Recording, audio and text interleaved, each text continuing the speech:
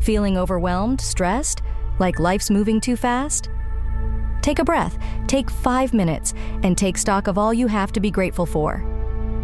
I'm Olivia, and I invite you to join me for 5 Minutes of Gratitude, the podcast that transforms your outlook in the time it takes to drink your morning coffee.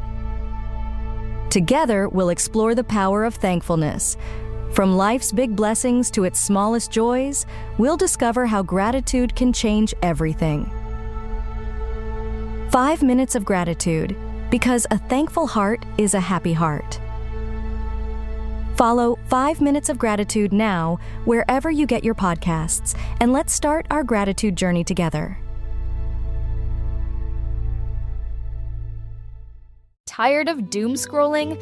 Time for a dose of awesome. 5 Good News Stories is your happy place, where underdogs become champions, crossing guards become legends, and impossible dreams come true. We're serving up 5 fresh reasons to believe in humanity. From world records to cute animal stories to that guy who turned his pizza shop into a homeless shelter. These are the stories that'll make you go, wait, what? That's amazing! Ready for your good news fix? Follow 5 Good News Stories wherever you get your podcasts, because let's face it, we could all use more awesome in our lives. The number 5 Good News Stories. Calaroga Shark Media.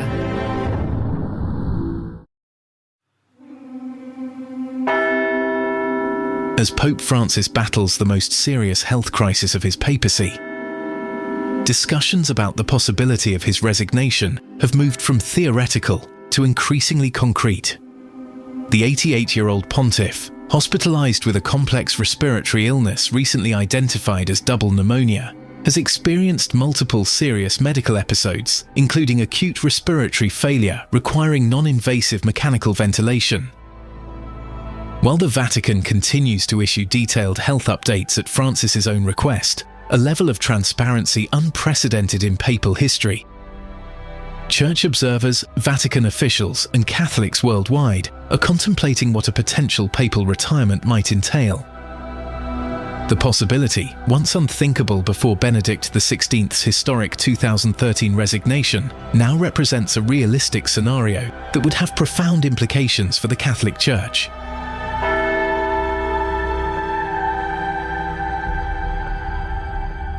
This is White Smoke, Pope Francis and the potential for papal retirement. Precedent, process, and implications. When Pope Benedict XVI announced his resignation in February 2013, he broke a 600-year tradition of popes serving until death. His decision, citing failing strength of mind and body at age 85, established a modern precedent that fundamentally changed perceptions of the papacy. Benedict's resignation transformed the understanding of the papal office from a divine calling held until death to something more human, a role with responsibilities that might, under certain circumstances, be relinquished. The former Cardinal Joseph Ratzinger chose the title Pope Emeritus, maintained his white papal garments, and resided within Vatican City at the Mater Ecclesiae Monastery. Benedict's presence as a retired pope was frequently seen as a restraining and confusing force on Francis's papacy, notes Vatican historian Roberto Rigoli. This situation created an unprecedented dynamic of 2 living popes, something the Church hadn't experienced in centuries. Pope Francis has addressed the possibility of resignation multiple times throughout his papacy, offering seemingly contradictory perspectives that reflect both openness to the concept and reluctance to normalize it. In his autobiography, Francis mused about potentially stepping down not as Pope Emeritus, but as Bishop of Rome Emeritus. He described how he might serve by hearing confessions and ministering to the sick at Rome's Basilica of Santa Maria Maggiore. However, he specified that such a step would occur only if facing extreme health problems. Some people may have hoped that sooner or later, perhaps after a stay in the hospital, I might make an announcement of that kind, but there is no risk of it, he wrote at the time. Francis has acknowledged having drafted a resignation letter in 2013, the year of his election, to be used if he becomes incapacitated. Yet he has also described the papacy as a position ad vitam, for life, and told Jesuits in Congo in 2023. This does not at all mean that resigning popes should become, let's say, a fashion. Francis's ongoing hospitalization represents the most serious challenge to his health during his 11-year papacy. The Vatican has confirmed that he suffered from bilateral pneumonia and has experienced multiple episodes of acute respiratory distress requiring non-invasive mechanical ventilation. On Monday, March 3rd, the Vatican reported that Francis suffered 2 episodes of acute respiratory failure caused by significant mucus buildup in his bronchi, requiring bronchoscopies to remove abundant secretions. Though the statement emphasized that the Pope remained alert, oriented and cooperative throughout, medical experts suggest these setbacks indicate continued vulnerability. Such a serious, acute respiratory event certainly is unlikely to give us back the Pope we had before, said Andrea Trove, a Rome-based respiratory specialist not involved in the Pope's care. Even before this crisis, Francis had been dealing with mobility issues that required him to use a wheelchair and occasionally delegate public readings when short of breath. Canon law provides a straightforward process for papal resignation. Canon 332 states, if it happens that the Roman pontiff resigns his office, it is required for validity that the resignation is made freely and properly manifested, but not that it is accepted by anyone. The simplicity of this provision, requiring only that a pope freely decide to resign and properly announce it, stands in contrast to the complexities that would follow such an announcement. Benedict announced his decision at a consistory of cardinals originally called to discuss new saints. He gave 2 weeks' notice, setting his resignation for February 28, 2013 at 8 p.m. This created a period known as sede vacante, vacant seat, during which the College of Cardinals gathered to elect his successor. If Francis were to resign, he would likely follow a similar procedural path, though he has indicated he would make significant departures from Benedict's post-resignation arrangements. Unlike Benedict, who remained in Vatican City as Pope Emeritus, Francis has outlined different intentions should he ever step down. I would not call myself Pope Emeritus, he has said, but simply Bishop of Rome Emeritus. Francis has also suggested he would not continue to wear white papal garments and would reside outside Vatican City, possibly at the Basilica of Santa Maria Maggiore.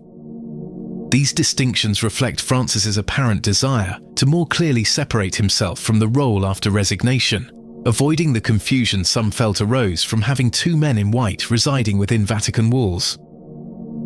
Reports of a secret meeting between Francis and 2 top Vatican officials intensified speculation about potential resignation plans.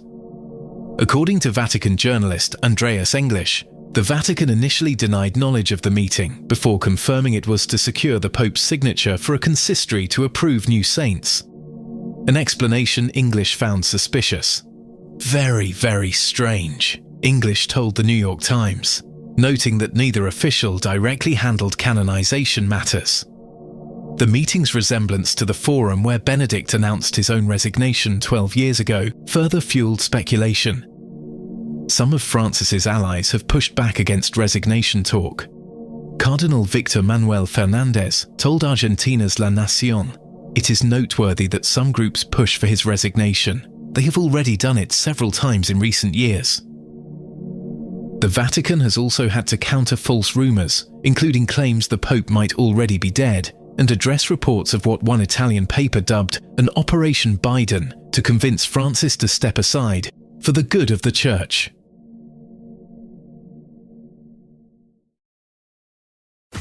If you work in quality control at a candy factory, you know strict safety regulations come with the job. It's why you partner with Grainger. Grainger helps you find the high-quality and compliant products your business needs to inspect, detect, and help correct issues. And the sweetest part is, everyone gets a product that's as safe to eat as it is delicious. Call 1-800-GRAINGER, click Grainger.com, or just stop by. Grainger, for the ones who get it done.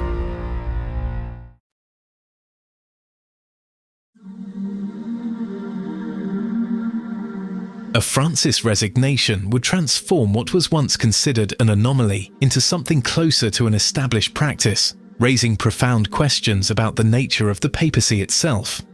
You could have 2 or 3 retired popes at the same time, warned Professor Rigoli. It could sow confusion. Each Catholic could pick the one he wants. Francis's approach to post-papal life would establish important precedents. His choices about title, residence, and visibility would help determine whether resignation becomes viewed as a normal conclusion to a papacy or remains an extraordinary measure for extreme circumstances. Ultimately, the decision rests solely with Francis. Canon law is clear that a papal resignation must be freely made, and no external authority can force a pope to step down. Francis's own health assessment, spiritual discernment, and judgment about what best serves the Church will determine his path forward.